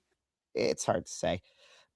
Yeah, Hmm. it's hard to say. It's hard to judge, right? Like when you go into like these recent endings, I would go like Demon Slayer. I would say was probably pretty good. Like, and then I'll be stronger than that. It was pretty good. I think it did fine. It did the job, right? Hmm. Everything ended in a satisfactory way. Was it a little rushed? Sure. Was I a huge fan of the fast forward? Not really. But did do everything it had to do? Yeah. Hmm. Solid B tier, right? Right. Low B, but definitely B. My Hero Academia, A tier. Very good. The way they ended Endeavor's arc was the best part of it. Yes. Absolutely awesome. I loved it. I will defend the way that the whole Todoroki saga was handled. I think that was absolutely Horikoshi's best writing. I think it was brilliant. Uh, Truly fantastic writing. But all of it's pretty good. Chainsaw Man Part 2, I would say solid B tier. Maybe you could argue it low A tier, I would argue right? A tier. I think you can make an argument for A tier. It's hard to say. Like Chainsaw Man Part 1 being definitely S tier. Um, so I yeah, I think you can make an argument for A tier. I would have liked to see Aki. As people pointed out, well, why would Aki be there? And they're correct, but Hmm. nevertheless, like surely he could have just showed us. Right. Right? Like um what else of the recent manga endings? Yeah, Demon like that's the thing though. Everybody's been mad about all of these endings, and all of them are like, I thought they were fine. Yeah. Yeah. No, they were fine. Like, Demon Slayer ending was fine. It wasn't what I like out of an ending, but it was fine. It wrapped Like, up the plot threads. The villain was defeated, right? Like right. Tanjiro suffered a lot and had a suitable right, like they won, but with some loss, Yeah. About, like what we expected to happen. and sometimes that's all you really need, right? Like My Hero Academia, the whole thing was just like a colossal mess by the time we get there, which is what keeps it Mm, from going into like S tier. But when everything finally did get resolved, I think they did a fine job with it. Uh you got to understand too, like from the fandom at the time, the whole fake out death thing with Bakugo, the reason like when people go like why were people so mad about this, right? Um the reason that people were so mad about it, I could tell you at the time, is that there was not a soul alive who ever at any point believed Bakugo was dead, yep. right? Like I remember He reading is like the too comments from marketable. people. Sorry, yeah, keep going. Yeah. Reading comments from people who were so pissed about it, not because they killed Bakugo. Nobody like because they said, "Are you fucking kidding me with this? We know he's not dead." Like, and then literally for months, months and months and months, like I think it ended up being like over a year after. Never at any point people go, "Wow, maybe he's really dead." They're like, "Just fucking bring him back already." Like we know he's coming. And then Horikoshi did it in, let's be honest here, the silliest possible way. Yes. Like, I'm gonna fold myself really, really tiny and do open heart surgery. And then, as soon as I'm done, Bakugo will immediately rejoin the battle. Like, Why? Why would you do that? Why? Um, it's dumb, gotta say. I know that there were mixed opinions on this. Some people thought it was good and funny and clever or whatever. I hated it. I didn't like the way they used Mirio. I thought that was lame. Mm-hmm. Um, sorry, I know that there are gonna be people like, no, this was actually perfect for the character and it honored Sir Night Eye. No, don't agree. Nope. Just too it was too Sir much. It was Sir too Night lame. Eye wasn't that important. No, Sir Night Eye. So I actually think the anime honestly did a kind of a better job of getting me to care about Sir Night Eye. I thought they did his death scene really well, which is odd because that season of the anime is considered correctly to be one of the weak ones. Because it ruins my favorite moment of the entire manga. Uh yeah, I think we talked for a long, long time about Chainsawman, Sedmo, so I think we could go off topic a bit and veer I here. mean, if I So think of something, I'll say something, but yes. Oh yeah, absolutely. But I think I'm fair to go off talk a bit. Okay, Mhm. so Mirio, here's the thing about My Hero Academia. Like, what you need to understand is Mirio was like one of my favorite characters in the whole thing, and I think one of Horikoshi's best bits of writing as well. I thought he did a brilliant job with Mirio. I've seen people criticize it for they were like, "Oh, you're supposed to care about this character who's just introduced," but I think that's the genius of it, right? Like, he introduces this character, and almost immediately you get attached to him, right? Mhm. Like, he is just such a likable character who is so wholesome and so magnetic, right? Um, you're on his side immediately. I was very invested in Mirio, right? So when you get to the raid on Overhaul's men, right? And you get that scene, the chapter where Mirio loses his powers is probably my favorite chapter in all of My Hero Academia, or it's up there, maybe top 3. When Shigaraki gets his powers back is Shigaraki's awakening, I mean, is what I'm thinking of. Um, Also an unbelievable chapter. Uh, so maybe that one's also up there, but like the Mirio chapter's up there. That's the moment where he rescues Eri and he says, "You want to know the reason that heroes wear capes? It's to wrap up and protect little girls in pain." When you read the manga version of this, it's so good, right? The framing of it. Horikoshi's such a good paneler. You know, they zoom in on Eri's face and you could see how much this means to her. And this is like a critical moment in the entire story arc, right? Because it's what leads to Eri jumping out of Overhaul's arms later and into Deku's arms, because she finally realizes that she matters and people want to rescue her, right? Like, she can be rescued. In other words, the thing that never happened to Denji, right? Like, there is a Right. parallel here. Uh Eri is like the good ending of Denji. Yeah. And the big difference is that heroes came for her. Mirio came for her. He throws himself in front of her, gives up his powers in a really moving, like when they go into the backstory, how hard he worked to get them, in a really moving moment. He gives up his powers for her, but he does it with a smile. He doesn't hesitate. He doesn't even blink. And then of course you get the thing like he kept fighting for 4 more minutes, knowing that if he was even touched, he would die. Right? Mm. And he manages to keep fighting for another 4 minutes with no powers and protects Eri the entire time until Deku shows up. It's great. Um, Fantastic stuff. That's why when Mirio returns to see him reduce it, like, what am I gonna do? And he goes, "Oh, remember Sir Night Eye. Laughter is the way to do it." And he does a gag. And I'm like, okay, like I get the point, but also no. Yeah. Like, this is not the time for that, obviously. And that was kind of the problem with the final arc generally. It's like, oh, it's not just Deku, it's all of us together who are weakening him slowly. The problem is, as you keep hammering and hammering and hammering him with its axe, and it seemingly has no effect, the only reason we know it has an effect is that you're telling us, yeah, if they hadn't done that, he would have died. Right, but I don't see that. Right? Right. Like, that's not what it looks like. It looks like they're doing things that don't matter until Deku shows up and it does matter, right? Like, it's weird. It doesn't really work. Um, Still, that final arc really did have its moments. I thought the backstory with All for One was actually brilliant. There were people again who went back and forth on it of like, oh, is this really good or not? Like, I thought it was great. I thought it was fantastic. When Yeah. you learn his past and you learn that like the whole thing with his brother and that his mother was a prostitute.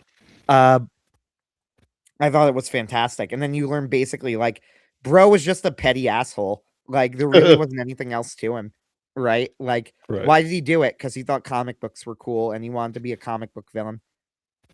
Yeah, Yeah. that's it. That was his motivation. And you also, I thought the other thing that was great, that was really controversial, was Iron Might. Uh, when All Might fought him, I actually thought that was really good. I really liked it. It also gave me one of my favorite All Might lines in the entire series. Uh, I remember reading at times like, all right, My Hero Academia, this whole arc has been a mess. It came on way too fast. It's like confusing who's having an effect on what, right? Yeah, all of these things are going on. And then you Right. go like, but I gotta say, very few series have the ability to make me like pump my fist in the air and go like, fuck yeah, than My Hero Academia. Uh, because All Might has this line where he's fighting All for One in his Iron Might suit at the end. And the Mhm. chapter ends where he goes like, "You're going in this to die. You've joined the battle to die. You don't even want to live." And then All Might says, and he goes, "Ah, but you forget, old friend. Never have I ever entered into a fight where that I intended to lose." And then the chapter ends, and I'm like, "That's so good, though. Like, I Yep. can't be mad at this manga for long. You know, the fact that it can produce lines like this." Yeah. It's yeah, it's yeah, you look at it and you compare it to like Chainsaw Man's ending. Yeah, sure, there's a different, but it's fundamentally a different piece of art. Like it's Oh, like very different. I think that the big reason that Chainsaw Man moved off of Shonen Jump magazine was because Fujimoto wanted to do something different, more advanced. Um, it's like a Rocky leaving Shonen Jump to do in the middle of Steel Ball Run, and the tone immediately shifts a little darker, but it's a lot more cooler, a lot better. Now, do I think in the end he needed that creative tightness that Shonen Jump gave him? Yes, after part 7. But that's just me. I like Joe Jolian to a point, but I think it's too weird. I Uh, agree. it's just a Steel Ball little. Run was the perfect balance. It was. So it was good because it had the balance of Rocky's unusual styles. It had all the different little special stuff that makes JoJo worth JoJo.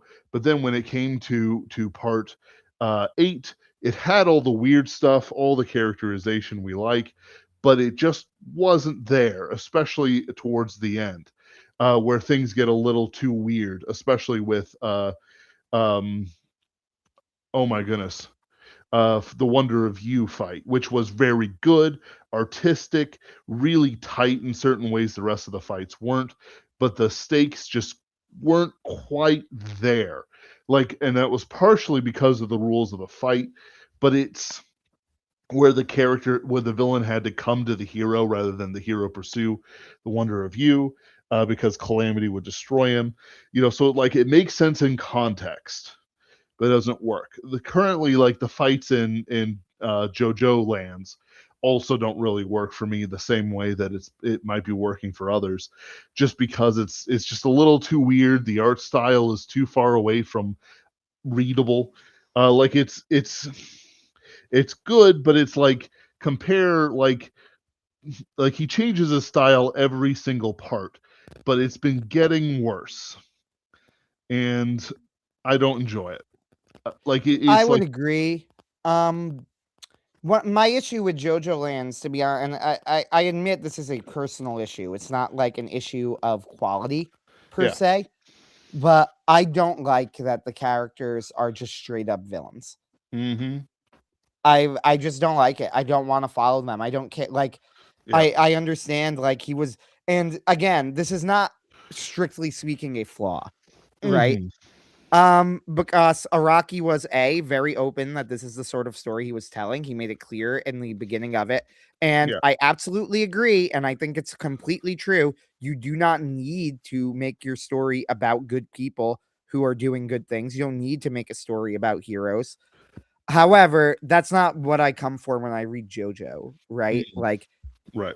the closest we had to something like this before was part 7, and I would argue and have argued before that part 7 is about someone who is not a hero who slowly turns into a hero. Mm. And by the end of the story, I think that Johnny is a hero. Yes. uh He and part chooses he 8, I chooses think the Dappy world over weirdly, himself. what was that? He chooses to save the world over himself. Yes. And Gappy in part 8, weirdly enough, is like actually more straightforwardly heroic than honestly any protagonist since like what, part 4, right? Yeah.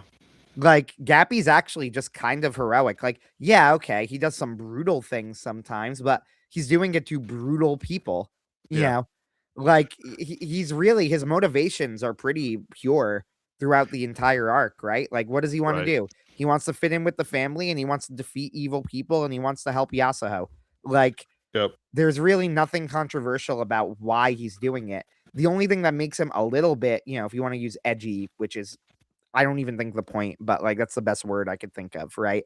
Like so I want to say to be clear, this is not a criticism of Gappy from part 8. I think he is a fine character. Uh Mhm. but yeah, like if the only thing making him in any way like edgy, I guess, is that he can be kind of brutal. Yeah. Uh but even then it's like when But is his he ever enemies are brutal to brutal. someone that doesn't deserve it? Like Right. never. Yeah. Right? Like, he's actually pretty straightforwardly heroic. So seeing part 9 where you're following, like, this group of extremely unlikable characters, in my opinion, who are whose goal is to steal money and who explicitly state early on that their goal is that they wanna steal a lot of money, right? Mhm. And then I'm just like, "But why do I care?" Right? Right. No, Like, they're just all pieces of shit. no one actually wants to have a story from Dio's perspective. You might think you do, but you really don't. Because half of it will be self-justifying him drinking widows and orphans and whoever else he finds dry, and the other half would be, essentially him doing evil stuff that isn't involving his vampiric powers. Like it's like, yeah, he turned philosophical in his old age, but that was just because he was trying to become God. So, he was just like less obvious about it than people usually are. Um, what was the heaven plan? Well, Poochie was using it to reset the worlds, but Dio was explicitly using it to become something like God, to become over heaven. What do you think that is? Like compared to like let's compare Johnny to Denji, because I do want to keep a little bit of Chainsaw Man, whatever we're Yeah. talking about. Johnny is given a choice between Gyro and saving the world, essentially. Uh, Funny Valentine has the power of infinite multiverse. He can grab an almost exact copy of Gyro Zappelli, bring him back like nothing happened, and let them go. Johnny, Johnny can keep him in the infinite spin trap he has him in, where gravity's keeping him to one specific point, uh, and he'll just be stuck there. So Johnny lays out a statement where he's like, "Look, you know what? I'll believe you, but you got to prove something first. You got to prove that you have good intentions." And Funny Valentine has never had good intentions in his life, and he has a gun on him. And so essentially, it's Johnny gets his proof that basically there's a gun duel, in good Western fashion, and Johnny leaves without Gyro. He sacrifices what he wants for the good of humanity.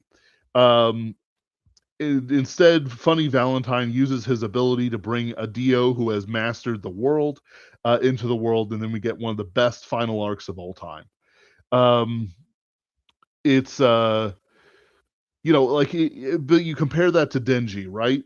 Johnny and Denji kind of start out at the same place. They're both selfish, they both have things they want, and they both have to suffer a lot to get it. They have to change his characters.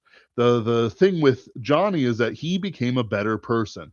His friendship with Gyro, the events he participated in, the choices he made, like with Sugar Mountain and others, basically proved that he is a good person. Denji doesn't really make the same choices and doesn't understand what he's getting into in the same way, and he doesn't understand the impact of his choices. Johnny actually knows what he's going into because he's willing to think about it and say, actually, I want this, whereas Denji just doesn't. When Barham and other people give him his choices and he says he wants three things, yeah, sure, Barham was running around making sure that Chainsawman would come out.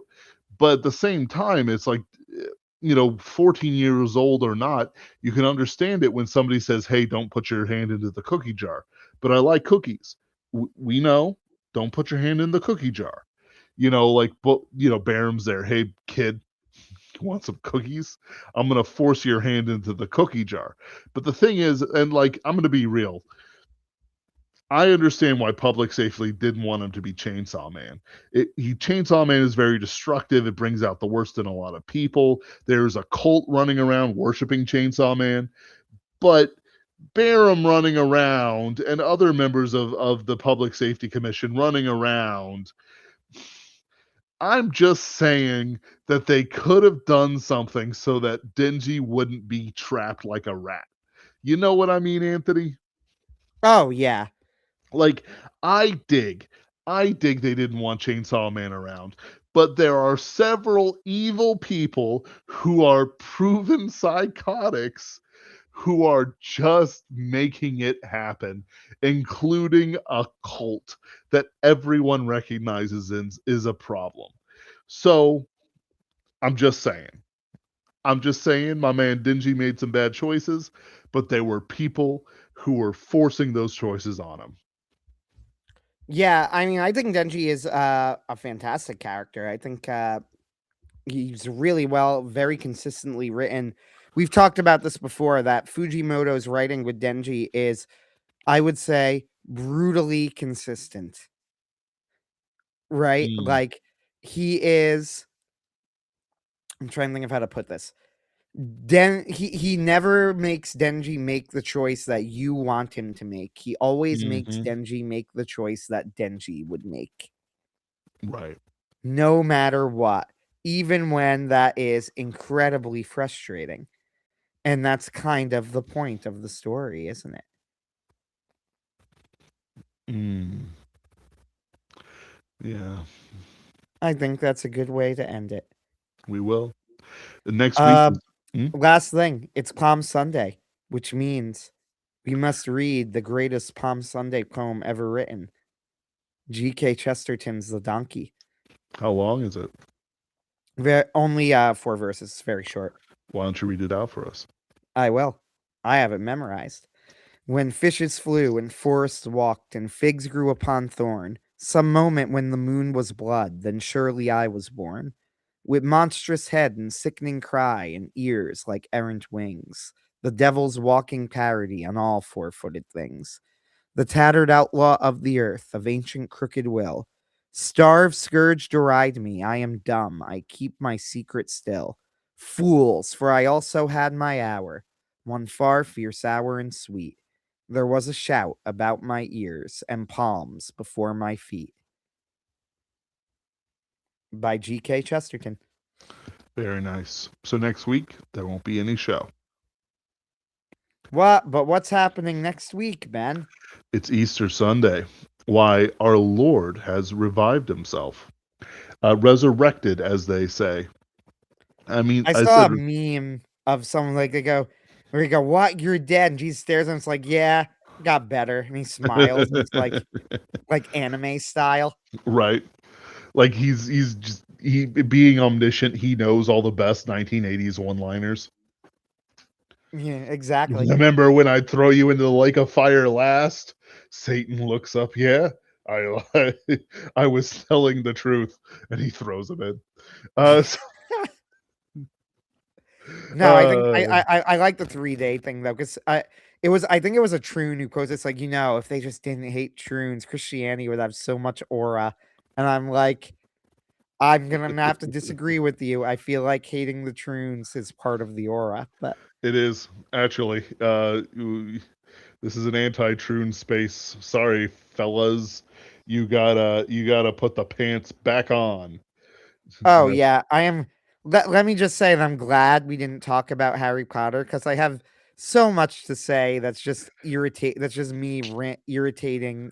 Like irritated ranting, right? I don't want to talk about Harry Potter. No, Like but but it's not my I job. will say some of the memes have been fantastic of Black Snape.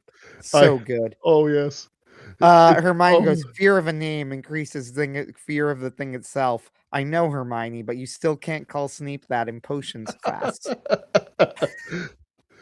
Ron. And then someone goes, Hermione, no, you're gonna lose Gryffindor so many points. And of course, with Hagrid's like, Harry, your parents were the greatest guys I know. They go, they were not, they were funny, smart, nice. Everyone loved them. Super fucking racist towards that one kid, though. Outside of that, Ron, I don't care how true those statistics are. You can't just say that Snape is the reason there's crime and and it's like, Harry, why do you keep accusing Snape every time? You're never right. I don't know. There's just something about him. I'm just saying that There's just something. when Snape joined Hogwarts, crime went up 85%. Well, you've seen the trolls meme where they go, "What is the percentage of crimes?" And then Hermione goes, "Miss Granger." It's like, well, there is no, you can't separate it like that. Incorrect, Mr. Malfoy, 13%, sir. 10 points to Slytherin.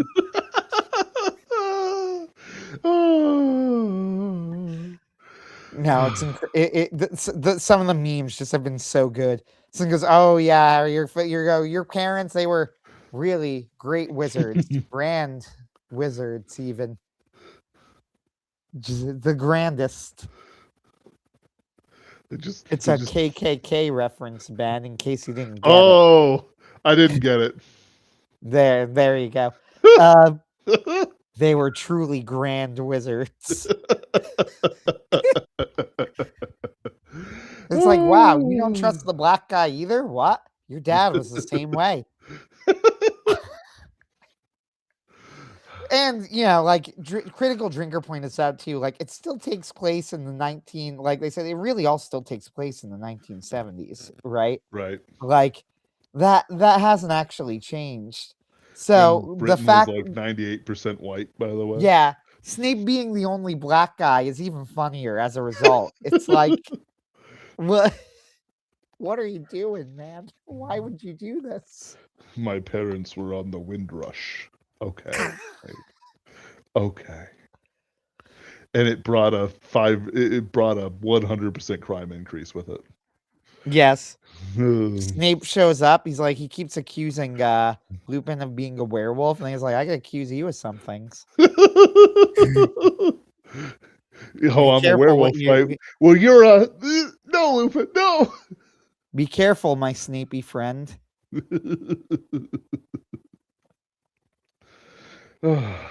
Snape, what is your Bogart fear?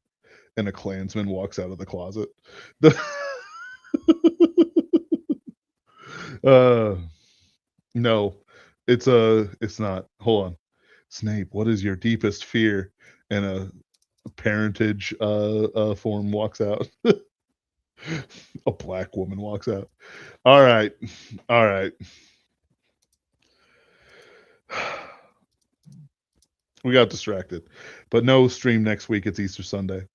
Thank you guys for joining us. I'm gonna be giggling about that Snape stuff for a while.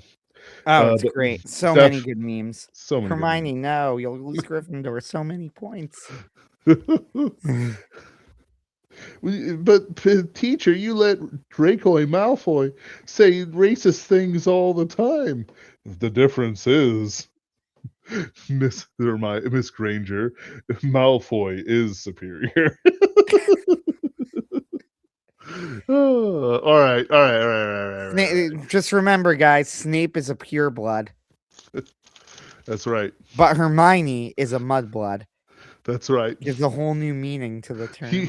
He puts a real spin on the mud. He puts a real Brown Hermione as well. He puts a real emphasis on the mudblood. All right.